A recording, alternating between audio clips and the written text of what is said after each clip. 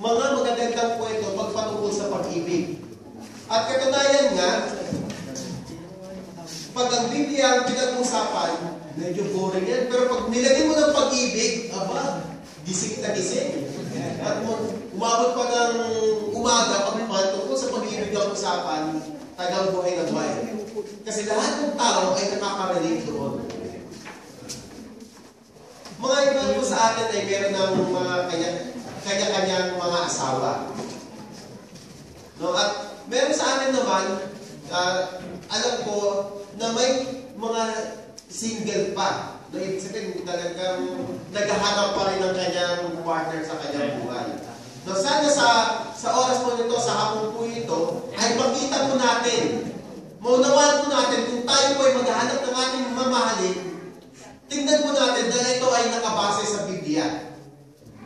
Pangalawa, kung kayo po ay may pamilya, huwag niyo po itong pagwalang bahala ang salita ng Panginoon dahil pwede rin po natin itong maisasabi sa ating mga anak, sa pinsan, at maging sa ating buhay. Dahil dito, matutunghayan po natin kung paano maghanap ng kabiyak. At pangalawa, makikita din natin dito kung paano maghanap ng kalooban ng Panginoon. So, pwede po natin ito i-relate sa business natin o sa mga ninanais po natin. So, sana po ang iyong pandinig ay manatili po. Nakatayaan po natin ang salita ng Panginoon ang siya mangusap sa bawat isa. So, sa ating araw, pinamagitan ko po ang ating pag-aralan sa ating binasa Genesis chapter 24, verse 10 to 21. Ito po yung sa buhay ng Eliezer. No? Eliezer, finding Miss Right. Hanapin si Miss Right. Kung babasahin po natin yung buong chapter 24, kung hanapin po natin yung buong chapter 24, meron pong ang usapan po dyan, sabi dito, andun si Abraham.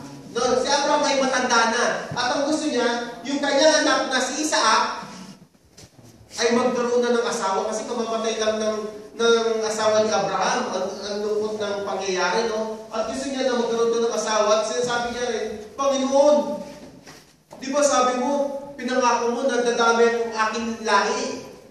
Si Isaac, ako po mag-asawa.